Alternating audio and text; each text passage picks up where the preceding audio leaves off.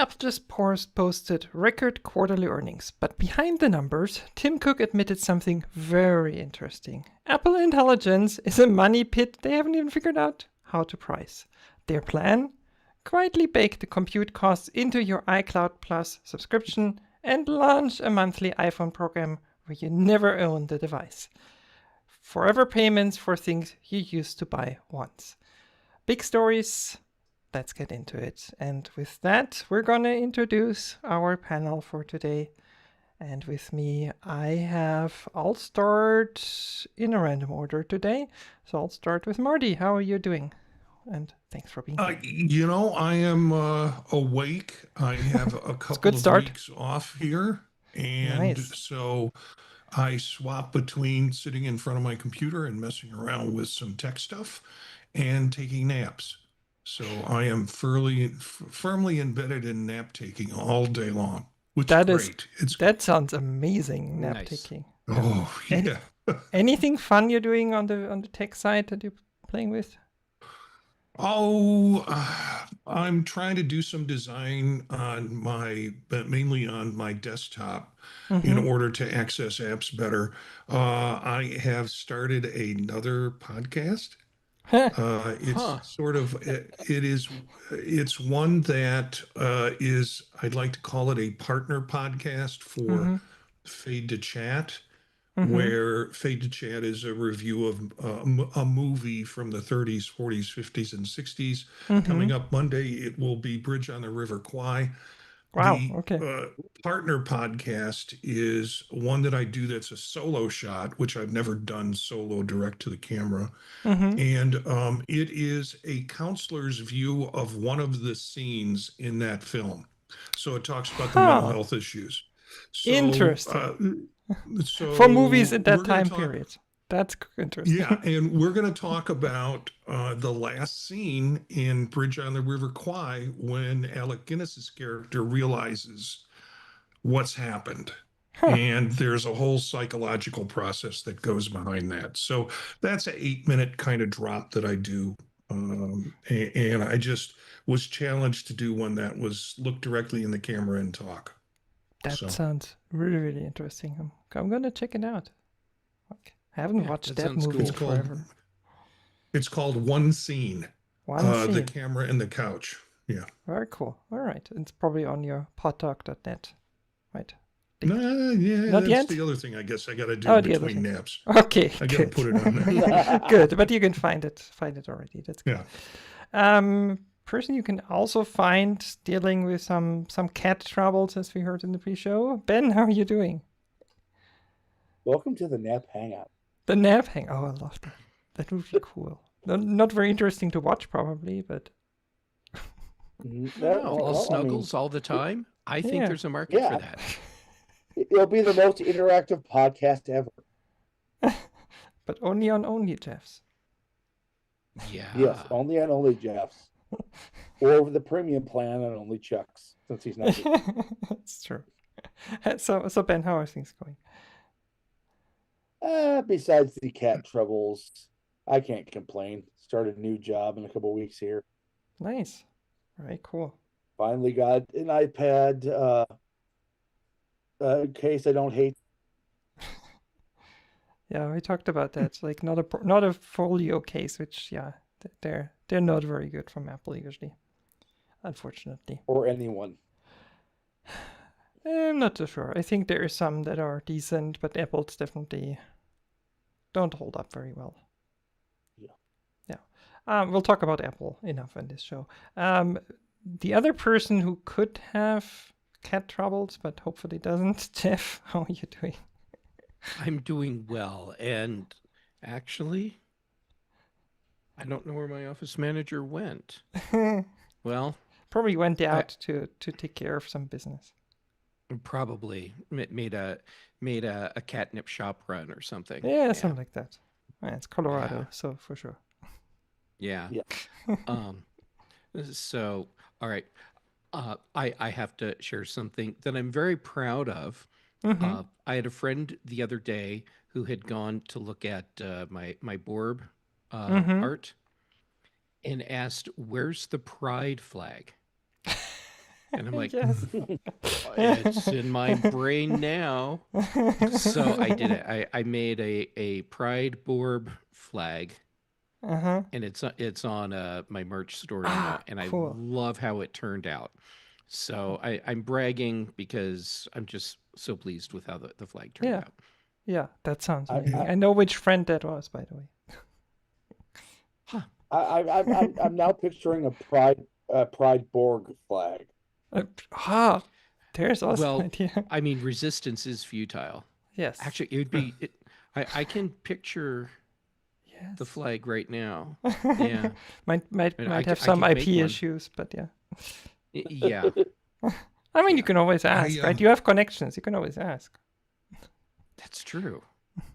I told my wife about it I know this a guy. morning and then opened up your merch site to show her the flag. Oh, Because she nice. has friends who I think we're going to maybe get a shirt for her, but Mm-hmm. it might be the flag. She's got some ideas. So, Well, like I said previously, if she comes up with ideas for stuff that she thinks should be available, I'll see if it's something that I can make, and then I am happy to add whatever to the store.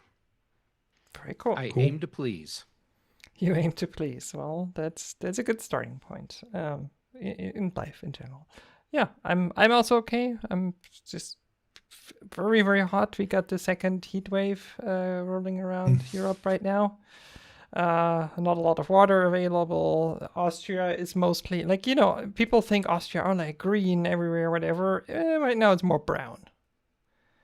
It's like I was flying on Sunday, and my flight instructor was like, "Okay, like we're gonna do like it's like a safety landing. It's called. So basically, like you don't have like it's not an emergency yet, but you kind of want to land before you run out of fuel or whatever, or you can't come back to the airport, and all the airports around you are also closed because fog or something.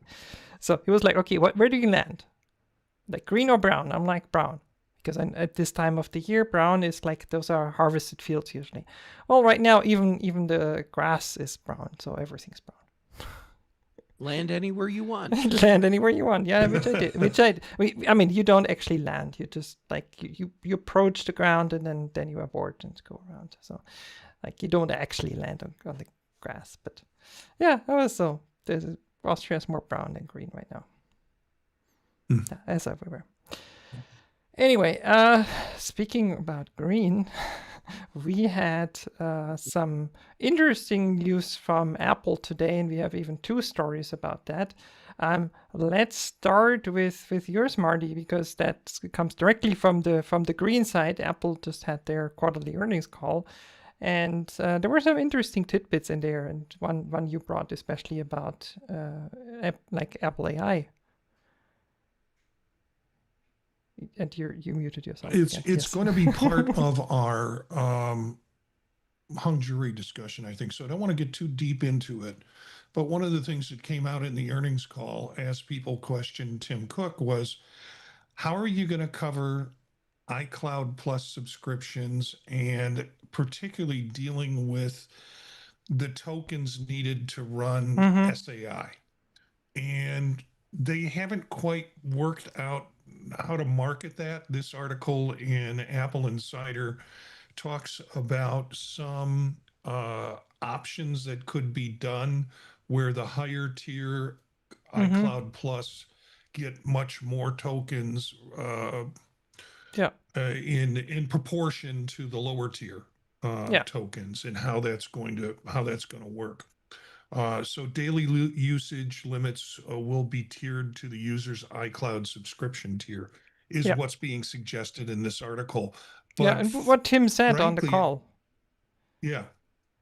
Frankly, it sounds like they really haven't crunched the numbers as to whether this is going to be a moneymaker or a empty bucket. They prefer the term loss leader. Loss leader. Yeah. Okay. Well. Yeah. Frankly, I think Apple can figure that out over a couple of months of loss leading of what they're going to need to do. It'd be better if they came and not had to make adjustments in it and said, hey, you've got this marvelous free thing. Yeah. Oops, now we got to charge you for it. Yeah. So the question on the earnings call was actually started out with capital expenditures. So basically like investing in data centers, right? I mean, that's what everybody's doing in the AI world right now.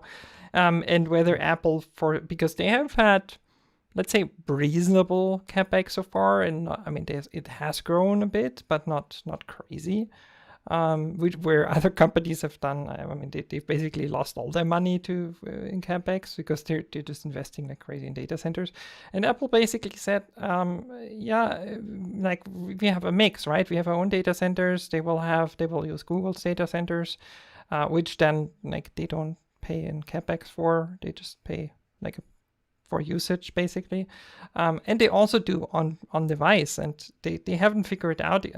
They're thinking that they will do higher tier iCloud Plus subscriptions, as you said, and will like you will pay for that if you need more, like for the more advanced users, for the pro users, but they haven't figured out the mix yet, because they've only gotten like a couple months of data now. I mean, it's like, was it like 2 months almost since they launched it for developers, and about a month for, not even a month for on the public beta.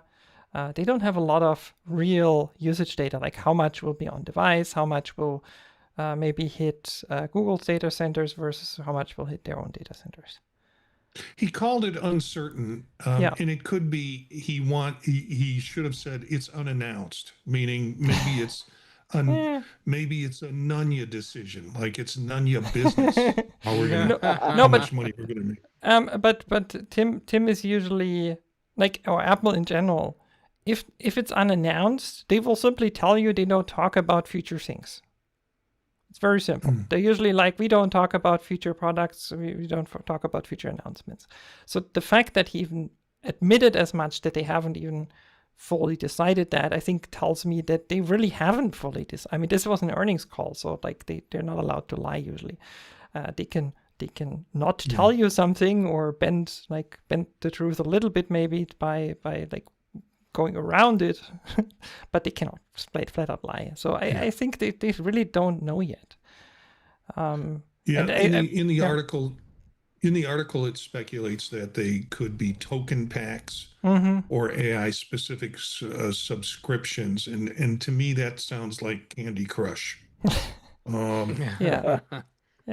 I don't need tokens, subscriptions. Yeah. No, I think they will probably add maybe a tier to iCloud Plus and say, okay, like there's a iCloud Plus Ultra level or whatever, or it's the 10 terabyte level or whatever, like, because right now I think it's mostly tied to storage. So maybe they'll do it that way and simply say, like, for the really pro users that are using it a lot and simply need more than what's available for the daily usage, for the normal people's daily usage. I think they said during WWDC even that they were envisioning that the let's say the normal daily usage that like an average person would just do with like asking a random question to Siri every now and then would be completely free. Yeah, the thing is, it's the SAI hasn't been fully realized yet and hasn't been fully deployed. Yes. So I can't wait till that sucker really hits the ground and people are using it. Then they have a better idea what it's going to be. Yeah. So it is really all speculation at this point. Yeah, but it's interesting, as I said, that Apple really talks about it this openly, because that is not what Apple usually does. He's obviously pleased with the product. Oh, of course. They were also pleased with the product a year ago. So. Yeah, and historically, Apple was pleased with .Mac and iTools and Hockey Puck mice and iPod socks until they weren't. They weren't. Yep. Apple Maps. I'm saving most of my comments for when we get to the drop. Yes. Because I do have thoughts on this. The drop. Okay, interesting. The hang jury today will be a different topic. Hang jury. That's we have a different topic for hang jury today. Oh, we do? So, I thought this yes. was our topic. No, this is our feed topic. For the hang jury, I have a different topic today. I Oh, thought we okay. would Well, not talk about Apple this time. okay. Well, then in that Yes. case, I'll share my thoughts Yes, now. go for it. I think, Marty, you're on the right track with this. And I think that there are some weak assumptions in the article that you shared.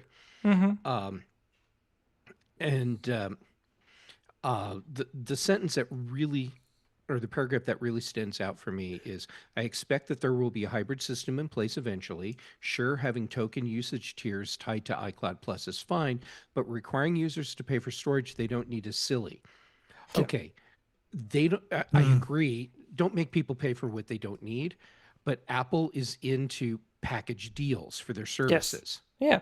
Apple One, you pay for, I don't know, Apple Arcade or Apple News, whether you're using it or not. Right. Or Fitness Plus, Yeah. for example. Yeah. Yes, you pay for a package that invariably has one element that you're not going to use. I don't see this as any different. But I do think that Apple will likely offer like token bundles as add-ons.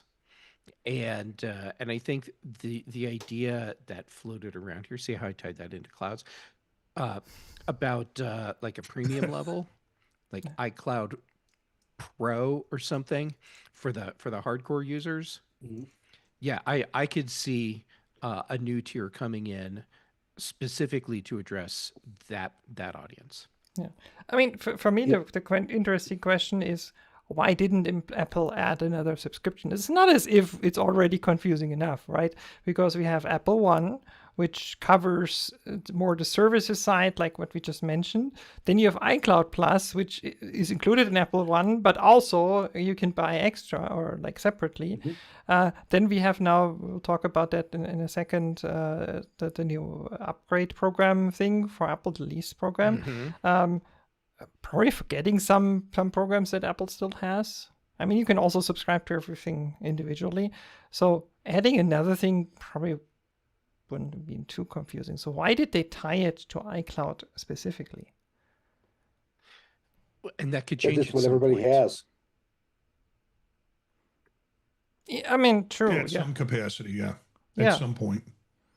Maybe that's true. Maybe that is what more people have. So maybe Apple One is not what most people have, but like iCloud is, everybody has it, because either you got it through Apple One or you have it separately.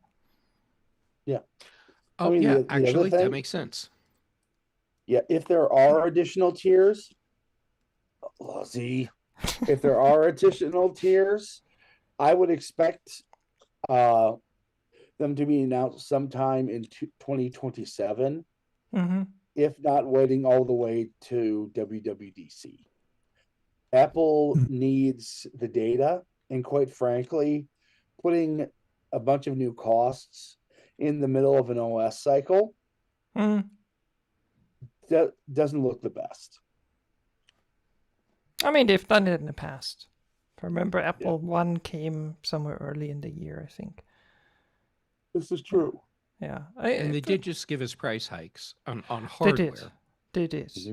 Yeah. Yeah, I mean, it will be interesting to see. It's just, I was wondering, like, why iCloud Plus? iCloud Plus has always been, or for a long time, been a weird subscription anyway, because it's like, as I said, it's storage, but it's also, you get the, what was it? The private relay, I think, and you get email and stuff like that. So it's kind of been a weird conglomeration of things. Well, if you really stretch it, you can say, oh, well, this applies to the cloud services that you're using. Okay, true. Yeah. Yeah, I mean, versus more content services, maybe. Yeah, that's true. I mean, Apple One is more content. I mean, it does include iCloud, but it's more content service bundle. Yeah, so I guess you could say Apple One is one bundle with content and cloud. Yeah. Which brings us to, will they include also hardware eventually in Apple One? because that is the next story from Ben about another new service that Apple, or upgraded, changed service that Apple is offering now. So, as we all know, Apple raised prices not too long ago, which may have been kind of the precipice between affordability and inaffordability for some people. Well, Apple has a solution to that. They teamed up with subprime loan company Klarna to have the Apple Upgrade Program. First off, this will not cover low-end devices, so Marty will not be covering it on the Neo Notebook. Mm-hmm. He still could. But mid-rangers like the standard iPhone, MacBook Air, that type of thing, you'll get up to 36 months in payments. This will be a lease program. You will not own the device until you pay for the final payment. You can do a trade-in to lower your payments. When that lease is up, you have the option to return it for a new device or buy it outright. From what I've seen from other with buy it outright, it means the payments you've already made count toward the normal regular Apple price. So if whatever the MacBook is, let's say $2,000, you paid, let's say, $1,500 already in lease payments, then to own it you pay $500 and you're done. Plus, this will never be more than list price. And this is zero interest. Which makes this a more interesting buy for people who do not, or who aren't able to get that big chunk of money to either go up to the next tier or basically just get the machine that they want. Or who don't want to have the cash flow reduced that way. If you pay up front, that's $2,000 gone, right? If it's $2,000. Yeah. If you spread it out, you can use that money to, I don't know, invest in the stock market, for example, and make money that way. So, for companies, even that might be interesting. Especially for smaller businesses. Small business, that may not be able to do those business-to-business type contracts. Yeah, true. I'm seeing so many people look at this program the way we're discussing about it right now. But to me, this is a different thing. This isn't about, can I find a less expensive way to finance my Apple gear? And it's more of, I'm the person who always wants to have the new products. And since I'm going to be making payments on them anyhow, I will do the lease. And so you do a 12-month lease on your iPhone and your Mac and your Apple Watch. And then every 12 months, you trade them back in and you get the new models. And so you're the person that always has the new thing. And since you knew you were going to be paying for stuff perpetually anyhow, you're saving money in a sense, because you're not paying full price for a product. You're paying for it just for the time you have it. And you don't have Where have I seen this idea before? And you also car.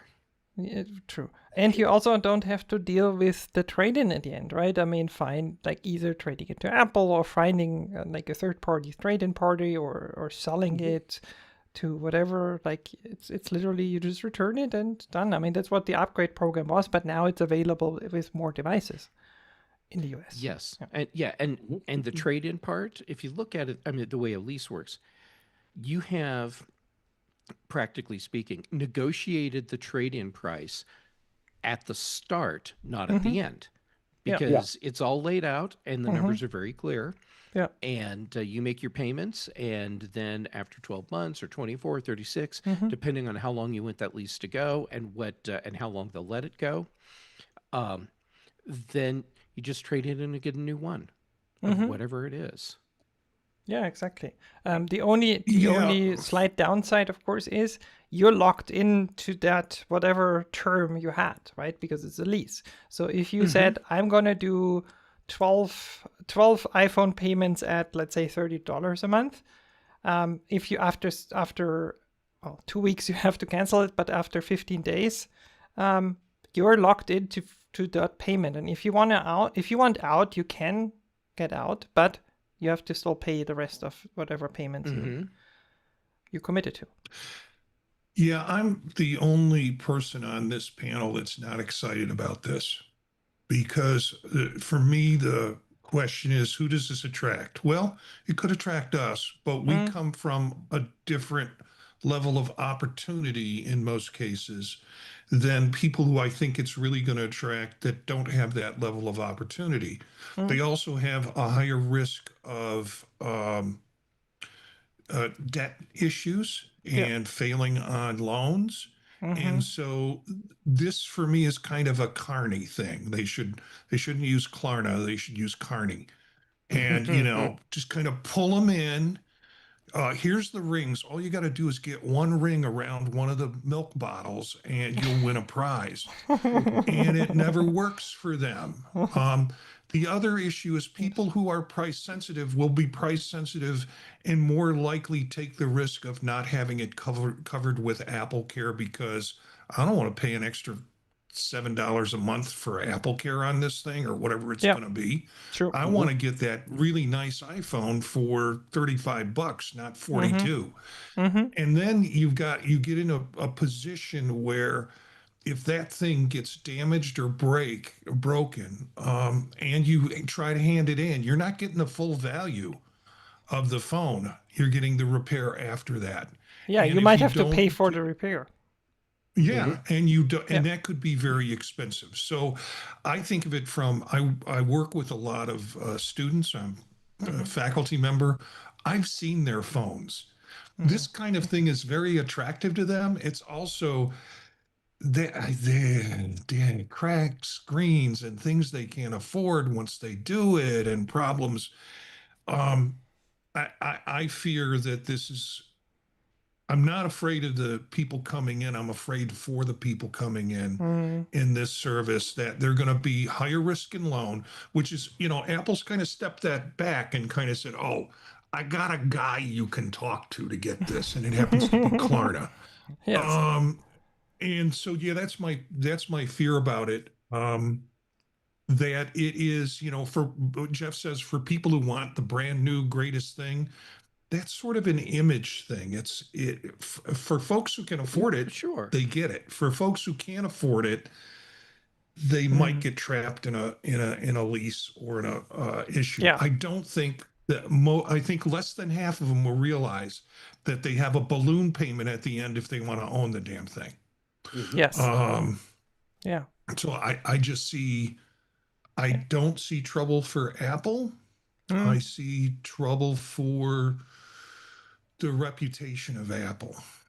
Yeah, but I mean, it's already that's already happened, right? Because the upgrade program has been around in the US for quite a while. The upgrade program has some locked-in set prices that you have to pay, higher than what the lease program would be, which is what makes the lease program attractive. You get Apple Care with it. Yeah, the higher not in the new program. In the old program, the higher price was because Apple Care was included. Yeah. Yes. And so this is a different that was a different program than a lease program. For me to buy into that, I knew I was paying $150 a month for a laptop. Yeah. And when I did do that, I would, and you can do this with the lease program, I would after 3 or 4 months go, here's a chunk of money. Let me just buy out that. Yeah. And you can do that even now. Like, you can simply give them the rest of the payment and you own the device. Like, it's not a problem. if you want to. Yeah, but I come from a point of privilege where you can. I have that flexibility in my funding. Yes. Mhm. That's my concern about this. Yeah. So I have a question. Why do you think Apple is doing that? Like, what's the reason for them? I have a hypothesis. So more devices. Do share. Ben hit on the core of it. This opens up their program for getting in at a lower start price to a wider range of their products. And but couldn't they have done it with the existing program? Like, They why could did they? have. Why did they? I mean, they have. What was it? Was some bank behind it? Citigroup, something like that. Citicorp, I don't yeah, remember Citigroup, which. something like Yeah, Citibank or something. Well, Something like that. yeah. Yeah. But see, doing it this way, it gives them more flexibility with who they are getting product to. Ben hit on a really important part of this a few minutes ago, which is the small business market. And I'll add into that the freelancer market. These are markets where having the most recent hardware is a competitive advantage for a lot of people or companies. Yeah. There's also tax and there's advantage. there's tax advantages. There's a reason why big companies don't buy their computers outright. They're on lease programs. Yep. And making it easier for the small players, if you will, to be able to get into a program like that, where Apple's benefiting directly is, of course they would. I mean, they have probably, of course they have. They've looked at the numbers that the all-inclusive service providers are offering. You know, they come in and they handle all your tech needs. They make sure that your phone systems work, and they provide you all your hardware. And so you're leasing from those companies. Those companies are reaping the benefits of that lease. Yep. Now Apple gets in on that action, and they've been more active in their business programs. Yeah. And so this makes it much easier to tie all of that together for them. Yeah. Marty's concerns, absolutely valid. But I think for a lot of those people, Marty, if they are looking at iPhone specifically, a lot of those people may be the kind of people that are actually going to look to their cell service carrier for the free phone deal that goes along with their That's package. true. That's true. There's a secondary, I think, benefit to Apple. Klarna is the iPhone program has been, I think, for the most part, only available in the US. I think exclusively only in the US. I think it never went anywhere else, as far as I remember. Maybe Canada, something like that. But it never left basically Northern America. Klarna is an international company. They are operating in Europe. They're operating, I think, in also probably in Asia and so on these days. So if Apple wanted to extend the existing program, because the bank behind it is not working in other countries, they would have had a hard time doing so, because you need like a financial institution behind it, and they would have needed to partner with someone else and do that. By switching now to Klarna, they can simply start offering that eventually in other countries and just be like, yeah, it's the same, it's Klarna. Like, it's already available there. It's already an existing brand. People have accounts and all of that. So I think that's a secondary benefit. There's one. Go, Marty. No, I'm agreeing with you. I think, I think that's a super important point. My concern is when something goes belly up on some customers, they're not going to blame Klarna. They're going to blame Apple. And, you know, you get somebody dissatisfied, they're going to tell on the average 26 other people. You get somebody satisfied, they might not say anything. But here's the thing, Marty. The program is Apple's program. It's not Klarna's. There's literally, I think, a little somewhere, like with the bank before, there's a little sentence somewhere. It's like, oh, this is operated by Klarna. You'd get it from Apple. Apple is front and center. Apple does the support. It's just backed by Klarna. And I think Yeah, that's so probably why. So that they still own the relationship, they own the support, they own any issues that come up, because they know that it would literally anyway be their reputation, even if it was fully Klarna. Yeah, well, and so when I'm a customer who's gotten in a lease program and something goes wrong with my phone, like I drop it or it's cracked or I scratch a lens or whatever, and then I turn it back in because the lease is up, Yeah. and Apple wants to charge me an extra $300 for it.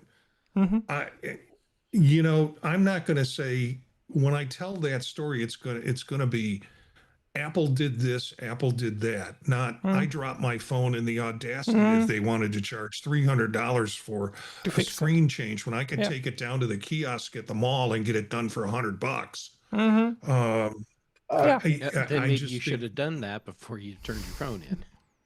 well, Which- it would not have been Yeah, Apple. it's not official.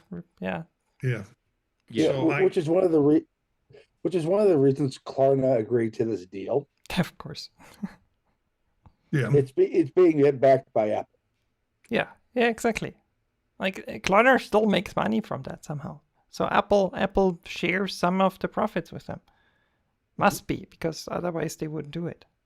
So there's no extra cost for you, but somehow Apple is still paying for it. So they it seems to be worth it for them to share, like give some to Klarna whilst maintaining this program. Let's talk about something else. Also money related. We have a lot of money topics today, one way or another. Elon Musk launched something new that, it's Elon. Jeff, your story. Elon. All right. So Elon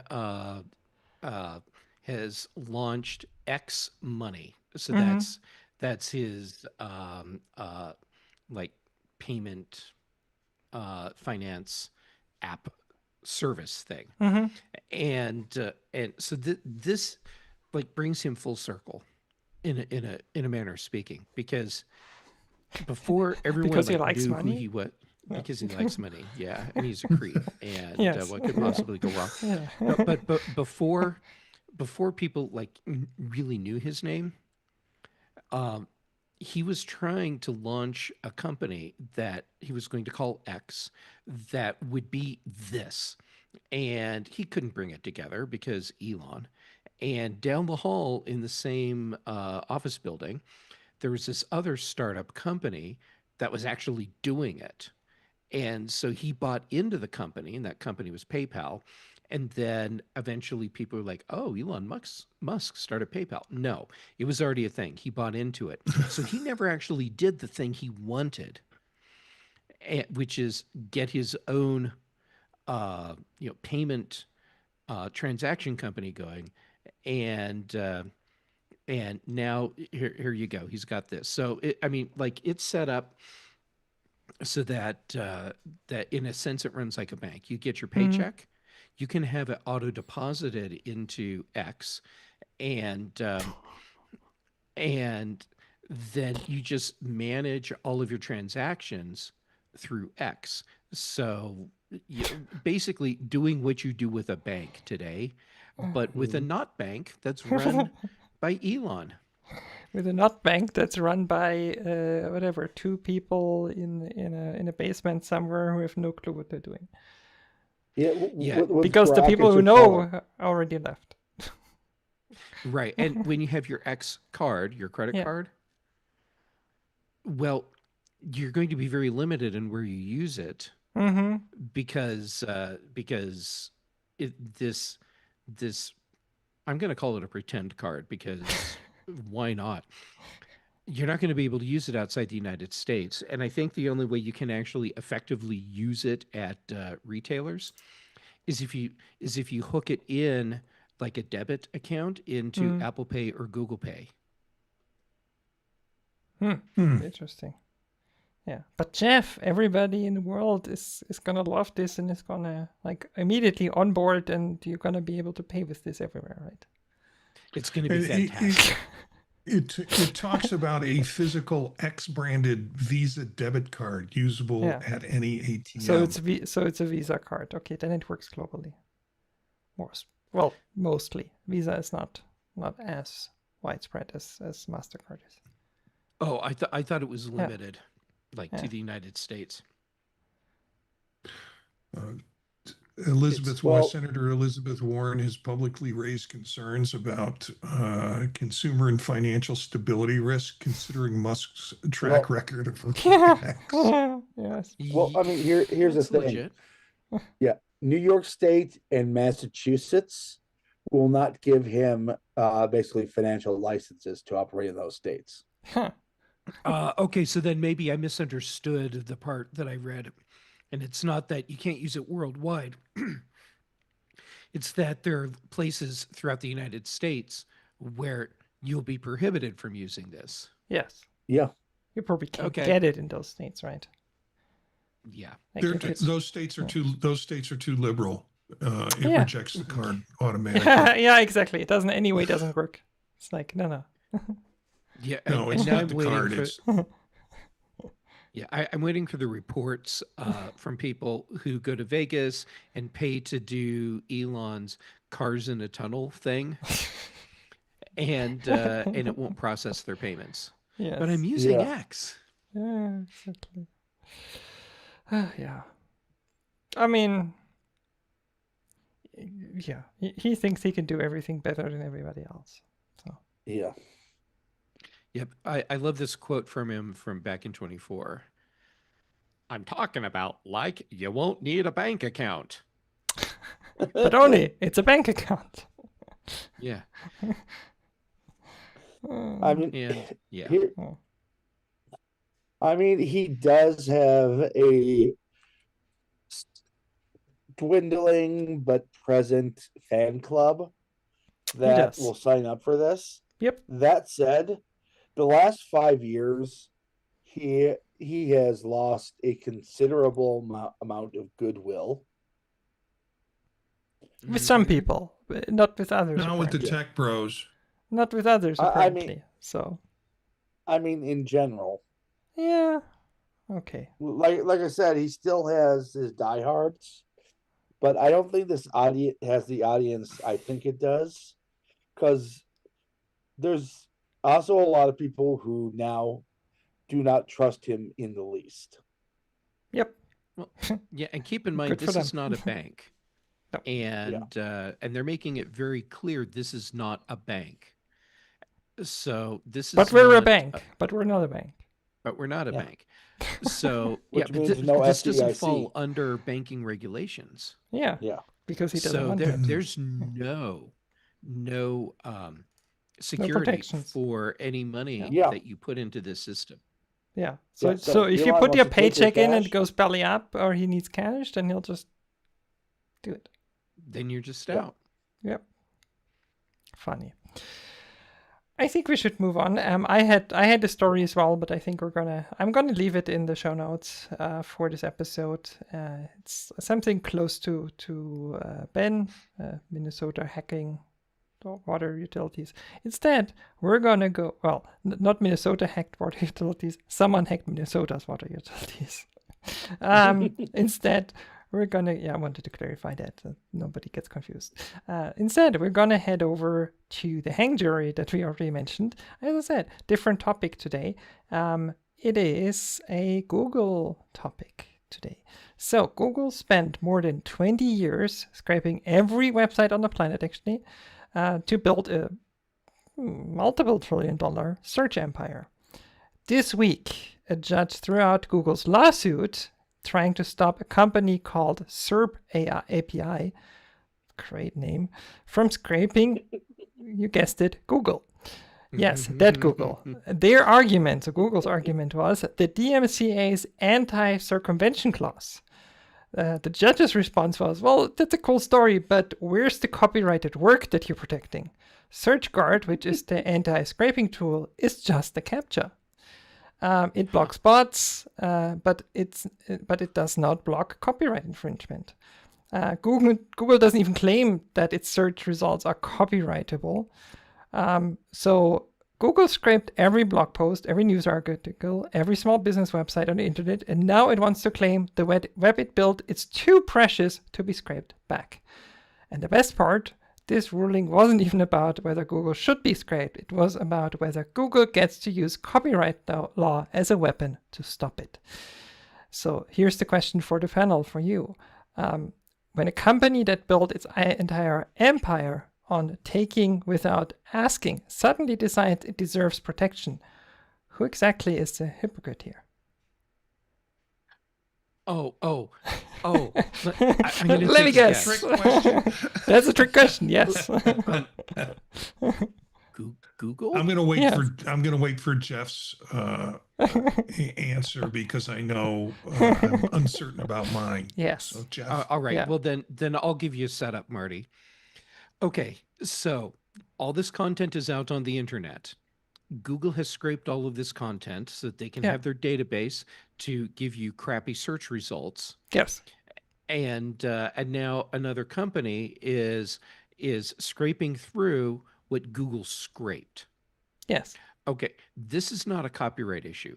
Now, if this company went in and started scraping through or accessing Google's algorithms and started using their algorithms, that would be an issue because now they're getting into Google's proprietary properties. Yeah. If they're just getting into the information that's already there, the search results, I think, at the end, right? yeah, they're just looking at search results. Yeah. Then no, I do not see that as a copyright issue at all. Yeah. I mean, that's exactly it. Like, I mean, there is another side to that. I mean, you could argue, and I think Google's argument, or they tried that, was, well, I mean, we invested a lot of money scraping this content, so in a way, it's ours, right? We own it, so it's protected. I haven't read the lawsuit, but I'm just imagining that's what they say. I'm guessing that's the gist of it. Yeah. So the question, like, is that true? I mean, just because they invested in it, do they own it? Same thing that goes for I mean, we had the topic last week before about AI models. Yeah, training. Yeah, it's like, is that? I mean, there it was very clear. It's not copyright. It's fair use what they're doing. It's just they cannot steal the content from illegal sources. And and SERP AI is not, at least in the court's eyes, not Google's eyes. Yeah, they're not stealing. They are accessing the same publicly available data that Google accessed. Yeah, and they're also not circumventing copyright because there is no copyright on that. Right. Yeah, I questioned when I saw this was going to be part of the discussion. Just this morning, I was running through Reddit and they posted an article or a link where there was a discussion about AI companies buying books by the thousands. Yeah. Cutting them up, running them through scanners. And I'm like, there's got to be copyright issues with that. Yeah, apparently not. Yet. We talked about it last week. Judges said no, it's not. As long as you, because they're destroying the dead tree versions, while retaining the electronic versions, and that's the key part for that. Yeah, they have the same information. They just changed its format, and then they're not redistributing the print copy. Yeah. like it's literally not accessible to anyone, even the purchaser. Yeah, outside of the company. In the technical data world that we live in now, is copyright a artifact of the past, something that you can't really hold on to anymore? I think it's in some ways more nebulous than it was. Yes. Copyright. I mean, it used to be very clear, slow. right? Yeah, it used to be clear. Yeah. Laws are slow to catch up with technology. And I think where we are right now, we're in that phase where the legal system is being forced to address copyright issues, and they're having to adapt and learn. And I think we have a long way to go before this gets resolved, so that we can look at digital copyright in the same, with the same confidence that we look at print copyright. Yeah, and it's not just digital copyright. I mean, digital copyright has been around for a while, and there's laws for it. Like, I mean, if you write something today, like a blog post, for example, or if you write an ebook, right, something you've done, there is clear copyright protections on that, unless you state otherwise, of course. But usually, but I think in the age of AI, it gets I mean, really messy, because I mean, as I said, we just had the discussion about fair use in training models on copyrighted work, but also the content that's created by AI, like, under what protection does that fall? Is that now copyrighted work? Like, if you, Jeff, let's say I know you would never do that, but let's say you just generated an entire book, top to bottom, it's all AI, and you publish it. Is it now copyrighted by you, or is it copyrighted by, I don't know, let's say Anthropic, because you use their model maybe? That's an unanswered question. Yeah, right? And well, in some cases it is answered, because the terms of service for certain types of content creation, depending on the model you're using, gives copyright to the model creator. And so, so then you have a situation where you've created something that you think is yours, but it actually belongs to Anthropic or OpenAI or whoever. Separate story then. I mean, then it's again clear by contract law, but not by like copyright law. Yeah, but there's a lot of vagary in there still. Yes. And this is a question that, yes, we do not have a clear answer to yet, and we won't for a while. And I think part of the problem with getting us to that real answer is that we are, to a degree, anthropomorphizing the technology, and we're trying to equate how a human brain works to the way an AI model works. And how do you do that when first you really don't understand truly how your AI model is working, but also when we get down to that level, we don't understand how the human brain works. True. Yeah, we don't. So you can't really make that comparison because you don't understand how the elements work. No, we don't know how human creativity works either. Right. Yeah, and I mean, there have been, what is it called? There's a name for that. It's basically if like two people can independently invent the same thing. Like which without happens knowing all the time. Yeah, exactly. So like it's that's something that can happen. We don't know why or how exactly, but it happens, and there's nothing wrong with that, right? Two people can do that. Well, and here's my brain guy thinking, "Wow, look at you idiots." I'm sorry, I spoke over your joke, Marty. I'm sorry. No, that's all right. Your joke was good. Yeah, just ask George Harrison. Yeah, I mean, the divergent development, because basically, I mean, it's divergent evolution, but in creativity. Yeah. So as I said, there's still work to be done by lawmakers. Maybe we should focus on that instead of the fights we're having about not so important things, like whether, like example from the EU, since like that's maybe something people don't know about, whether a vegan sausage can be called a sausage. Super important. Super. I bet that has come to fisticuffs. Fisticuffs, lawsuits, like all of that. Like it's really important topic. Yeah, vegan sausages can be called to other people's dinner tables. Yeah. So, Ben, what does your office manager think on this topic?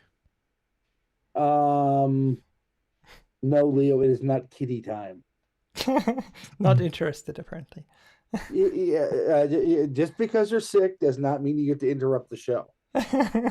Oh, that's what you think. exactly what it means. Exactly. Yeah, that's who says that. It's literally in the bylaws for this show. Yeah. Office managers can at any point interrupt the show and take over the world. Yep. Mhm. Yep. All right. This is the way. This is the way. I think the way forward is we should talk about some cool things and some drops. So, Marty, you have a cool app for us today. Yeah, this is an app called App Trust Preview. And it's, Ginsburg told me that it was in Set App, but I could not find it in Set App. So I'm going back to the Apple page, and the link that I have there is part of the Apple page set up, and it's $3, and it's well worth the $3 if you're concerned about, what you get when you load an app and when you look at it is you get some information about what it's going to do. This really scans the app. So I put in Mail Maven, and I've got it on my screen over here. Let me pull it over here. And everything, the good signs are the main executable is signed and verified. The main executable uses hardened runtime. There are some things that privacy access issues, like can ask to read contacts, makes sense. Can ask to control other apps, declares network access. Yeah, it has Apple script support. So and then it goes to Apple safety checks, and it talks about the safety checks that Apple has done on it, who signed it, Small Cubed Incorporated. But it gives you a massive amount of information about apps that you don't get any other way. Well worth the $3 if you're concerned about what's going on with the apps and what issues there might be potentially that'll challenge you having it on your system. So, Marty, I'm going to back you up on it's not actually on the App Store. On Setup. I'm sorry, on Setup. Thank you. Setup. Yeah. I'm sitting here digging through, trying tons of different search terms beyond just the name, and I cannot find App Trust Preview on Setup. Yeah. Maybe it used to be there and it's not now. I don't know. Could be. I don't know. But or maybe for $3, maybe they've dreamed that it was there and it's not. Could be. Yeah, for $3, it's not a subscription. You got it. You own it. Yeah, that's nice. And I think a real cool app. Very cool. Nice. My search did turn up, though, that Mars Edit is available on Setup. Setup, And Mars Edit is super cool for managing your blog content. Yep. Yeah. The only catch is you have to use it 65 million years ago. Yeah, well, that's okay. I got that reference. Yeah, I get that. Jeff, I think your app could be looked at with App Trust Preview, but it's also on Setup, actually. Yeah. Yes, mine is on Setup, and mine is Permute, which is it's one of those apps that you don't need it till you need it, and then you love it. Yes. So Permute, think of it like a Rosetta Stone for file formats. So you have a movie or video. This is how I use it. Yeah. I think that's exactly what it's a media converter. Yeah. Although, yeah, you can throw like PDFs and stuff into it, but you need to convert a video or an audio file from one format to another, or a graphic image from one format to another. Yeah. You just drop it onto Permute, tell it what format you need it in, and let it do its thing. Yeah. And it has really cool options. Like if you, I don't know, need to change the size of something, have a maximum upload size, for example. You're like, okay, I want to upload this image, but it has to be 2 megs or less because some stupid website wants you to. You just drop it on there, say, okay, maximum 2 megabytes, and it will figure it out. Yeah, it's super cool. Yeah. I've been using it for years, and it's just been super useful. I don't even know what it costs to buy 15. because I've been using it through Setup. Setup. Yeah. It's But if Setup $14.99. didn't, oh, okay, I would buy it Me if too. it wasn't available through Setup. Yeah, I use it all the time. It's like converting. Like I have a whatever. I need the audio from a show recording, for example. I'll just drop the video on Permute and say just extract the whatever AAC out of that. Yeah. Done. Yeah. Takes no time at all. Yeah. It's done. Super easy to use. That's it. Okay. I'd like to say that the icon is kind of creepy to me. However, it the is. icon is so iconic Yes. that when I see it, it's like I know what that is. Yeah. No, I Yeah. can see that. It's definitely a little bit creepy, but in a fun way. Like it's creepy fun, like the Yeah. colors and everything. So It's more creepy when you go to the Permute website because the icon for the app, it's doing this slow float up and down bounce sort of thing. And that Oh just God! Now I see that. I'm yeah, looking at it it's now. a subtle thing, and once you see it, you're like, okay, now it's creepy. No, it's creepy. Yeah. Okay. Well, could be good. Yeah. Yeah. Okay, Jeff. Sweet dreams, Ben. Sweet dreams. Yes. Yeah, I already have nightmares from yesterday's Strange New Worlds. Thank you, Jeff. Oh, me too. Yeah, you're Thank you. welcome. Me too. Yeah, but on a serious note, Yeah. I have been using Handbrake since basically the beginning of time. What would And be it's an awesome tool. I know. What would be the upside for someone who is like me, a long-term Handbrake user, to switch to Permute? I think you should take something that you're going to process through Handbrake and try processing it through Permute and see what you think about the options in the final output file. Yeah, because I would say it's easier. because they're both really good tools. Yeah, Yeah. Permute is super easy to use. Yeah. So Yeah, I would. but it's easy for me to recommend Handbrake and Permute. Yeah, good. Both good tools. It's been a while Handbrake since is I've more used of a video thing, though. Yeah. So if you have additional content you want to convert, Permute does let you process more file types. Yeah, and you can even drop like multiple different things on it and be like all in one big batch and say, I don't know, image, video, this format or whatever. You can do that. It's actually quite capable. Yeah, I haven't used Handbrake in years because I stopped ripping DVDs a while ago. But I remember the interface, and occasionally I go in there to try some stuff. I remember the interface, and Handbrake is a pretty bare bones kind of. I don't want to say bare bones. It's got lots of optional things that I don't understand to click. Whereas Permute is, you drop it in, it creates. It's just much easier in terms of small pull downs to make decisions on what you want to do. So, yeah, exactly. And it does static images, so it does. Ben, let's talk about some content, and Ben has a really cool one for us. Oh yeah. So I went and saw this yesterday, and it is Spider-Man Brand New Day. If this is pretty much the movie where he transitions from the Iron Spider to the Spider-Man we all know and love. And this is Peter not only accepting Peter, but going to a point where he accepts his mutations, accepts fully being Spider-Man, and also has a really awesome X-Men created or X-Men related storyline on the side. It also kind of becomes an adult, right? It's kind of part of that story. Yeah. Like a full-on like adult. Yeah. Yep. And cool. Yeah, the other things I like about it, if you thought Michelle Zendaya's character was a little bit annoying the first trilogy, she is a much more grown up, very different person this time around.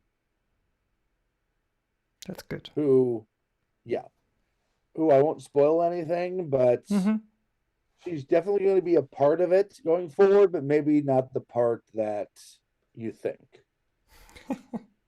Okay, well, it'll be interesting. Yep. John Bernthal as the Punisher. People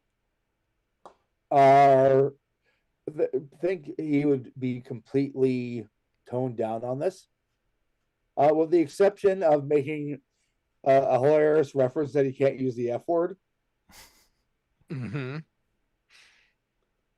This is 100% the Netflix Punisher. He is awesome in it. He gets a couple funny moments too. Nice. And I would say the same for Mark Ruffalo as Bruce Banner / the Hulk. It's the other characters are used really well, and our villain, God, the name of the actor escapes me. I'm sorry. The guy from Severance. Oh, which guy from Severance? What is called? Not Adam Sandler. No, like something Trammell or something. I forget. Adam McKay. No, but let me put it this way. If you look up William Metzger, Marvel, you get a pretty good idea of who this guy is. Interesting.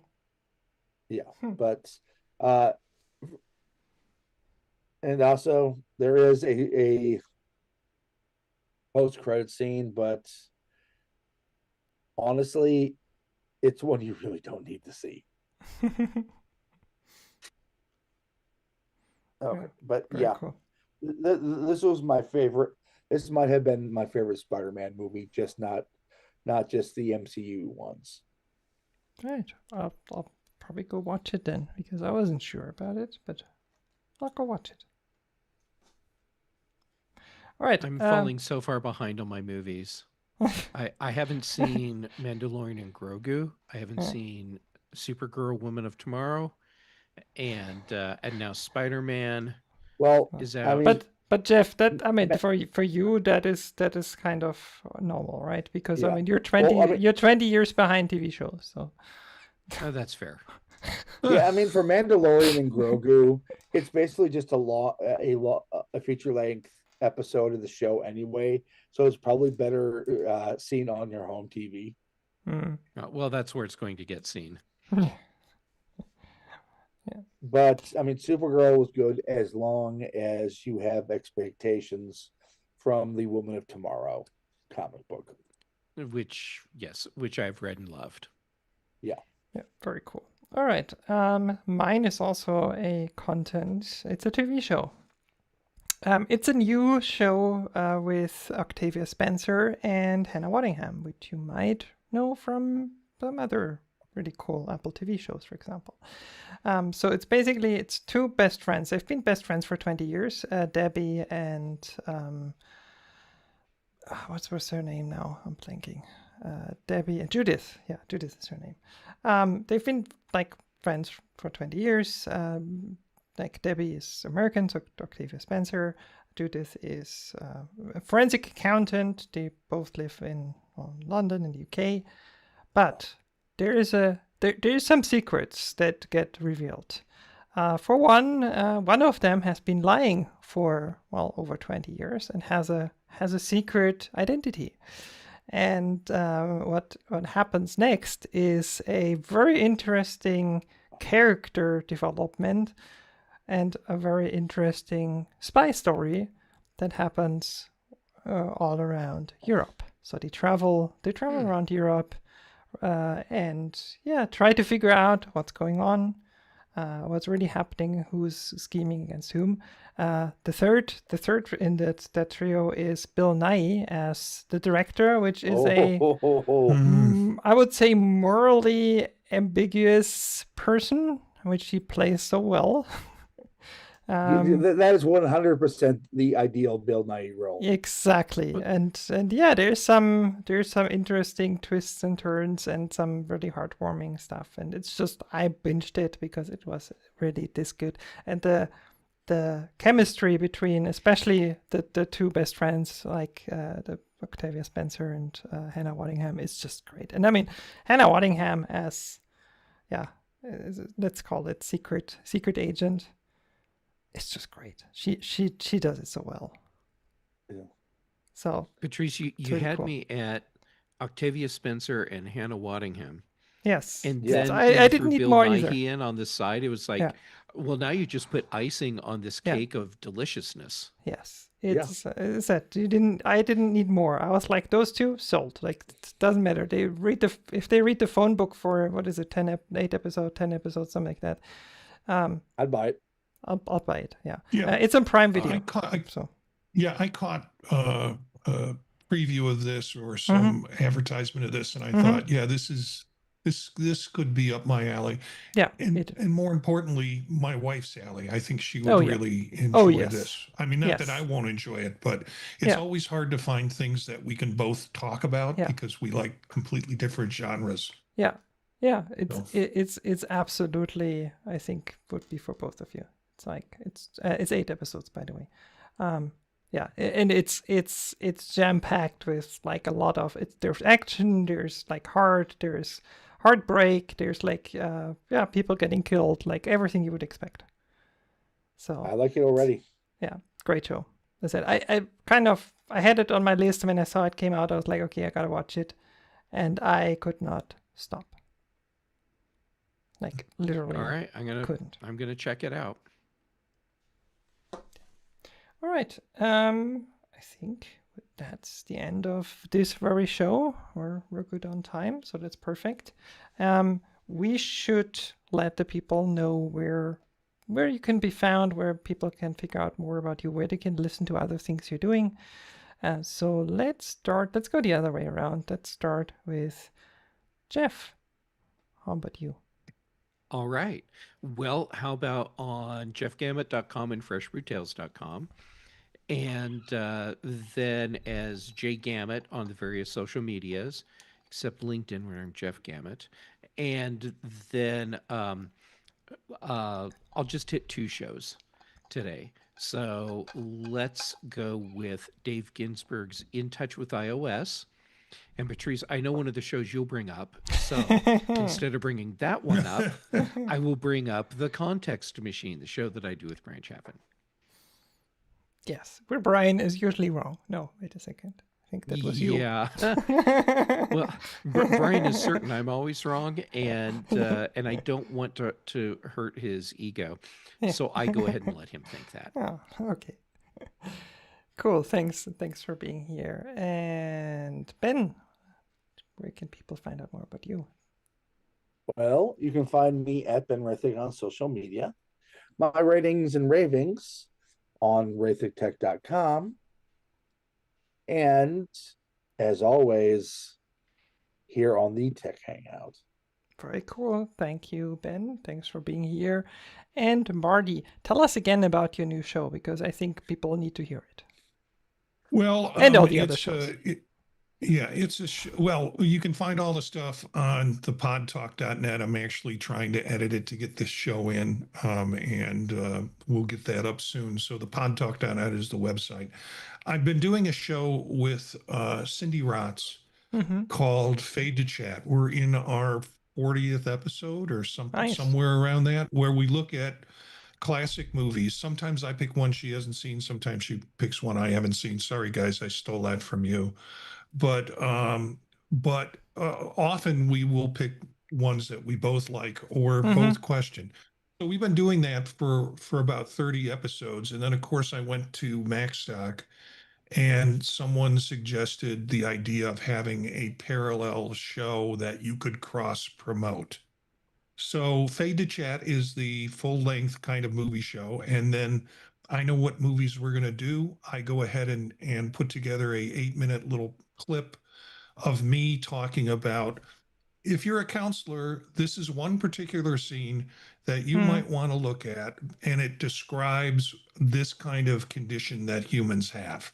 And I keep it short, keep it to about 8 minutes. And as I said, we're going to be doing Bridge on the River Kwai on Monday, so that'll be out Monday afternoon. And I'll follow it with one scene, which is the show, the sister episode that talks about the psychological approach to working with this.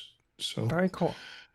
Very interesting. Other things you can find again at thepodtalk.net. You can connect with me at Jencius, Jencius, on Mastodon or Blue Sky. Very cool. Thank you. Yeah. I was just thinking when you were explaining like your website or whatever, I'm like, there used to be this, what was it, $1 million website? You have the Million Podcast website at some point. Well, yeah, this is my encouragement to finally retire from my real job. So you can do more podcasts. I absolutely agree. Yeah, this is where kind of the design and the passion goes right now. Yeah. So very cool. You can find me and more about me on my website. thepatrice.com will take you there. Podcasts, projects, social media links, whole page of cool things or drops from all kinds of different shows over the years. It's all there, including, well, soon after the show, the one I picked today. And a very special episode today on Retro Rewatch. We have 2 very special episodes planned for this week and for next week because it's the 99th and the 100th episode of Retro Rewatch. And episode 99 is out now, so go listen to it. And it is a very special episode with our very first guest on the show. Oh, yeah, awesome. You also have the sticker. Like that sticker. I love that sticker. Very special episode with a very special guest because Dave Ginsburg was on the show with us. Yes. And we watched, since we're in the season break of Stargate SG-1 between season 4 and season 5, we watched Chuck, the show. Not Chuck Joyner, but the show Chuck, which if you have not heard of it, it's a lot of fun. It's kind of a geek turned superhero, kind of, you could call it. Secret agent. Yeah, secret agent is better. Like geek turned secret agent. A lot of fun. I always go to a local Buy More because of that show, because that's what Best Buy kind of is called there. And we watched the first 2 episodes because we kind of had to do 2 that didn't make any other sense. It was a bit crammed to get them into a more or less normal show length. But Dave was there. He absolutely loves the show and he wanted to do it with us. And we're like, let's do it. And then next week, there will be episode 100, a very special interview. I'm not telling you with whom and about what, but there will be a very special interview next week, Friday, same time. So by this time next week, when we do the Tech Hangout, there will be another really cool Retro Rewatch episode. So you can look forward to that. To find out who we interview. You don't remember. You get it out of order anyway. So. I'll remember, just not in the right order. Exactly. He'll be Teal'c. Maybe. Yeah, but we don't let him actually say anything. Exactly, because he does all he gets to do is do Teal'c wiki lines. Yes. The only thing he can say, follow up anything you say with "indeed." Exactly. So for this very show, by the way, we also have social media, Blue Sky at thetechhangout.com. We have Mastodon at thetechhangout at techhangout.social. We're live streaming every week on Twitch TV/thetechhangout, and also on YouTube at Tech Hangout Show, because the other ones were all taken for some reason. Probably by Marty. Probably no, I don't think so. It was just like random. I know that, trying to come up with YouTube channel names. Yeah, it's yeah. But I had it at Tech Hangout Show is the right one, and of course our website, thetechhangout.com, is where you can find all the shows. And also, if you ever wanna you're wondering how to find the live stream, the techhangout.com/live. It's where you will find the links to the live streams. And with that, thank you so much for another great show. Thanks for listening, and see you next week.